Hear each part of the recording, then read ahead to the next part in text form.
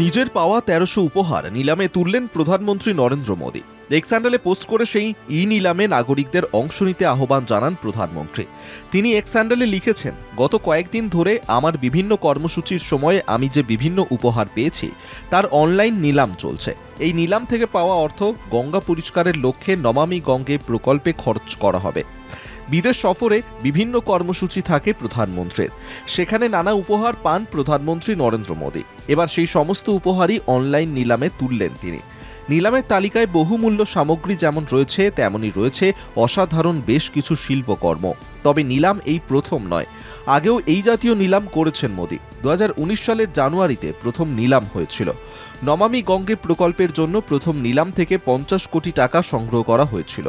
গত ১৭ সেপ্টেম্বর প্রধানমন্ত্রী মোদীর ৭৫তম জন্মদিন থেকে শুরু হয়েছে এই অনলাইন নিলাম, শেষ হবে ২রা অক্টোবর। এবারে এই নিলামে রয়েছে নরেন্দ্র মোদীর পাওয়া ১৩০০টি উপহার। নিলামে তোলা সামগ্রীর মধ্যে রয়েছে রাম মন্দিরের রূপোর প্রতিকৃতি, শাবক সহ কামধেনুর মূর্তি, জাহাজের ছোট রেপ্লিকা, কাঠের চরকা, ইলোরার কৈলাস মন্দিরের মতো চিত্রকর্ম এবং দারুণ সব পেন্টিং। প্রত্যেকটি জিনিসেরই রয়েছে প্রতীকী মূল্য। কলকাতা টিভি।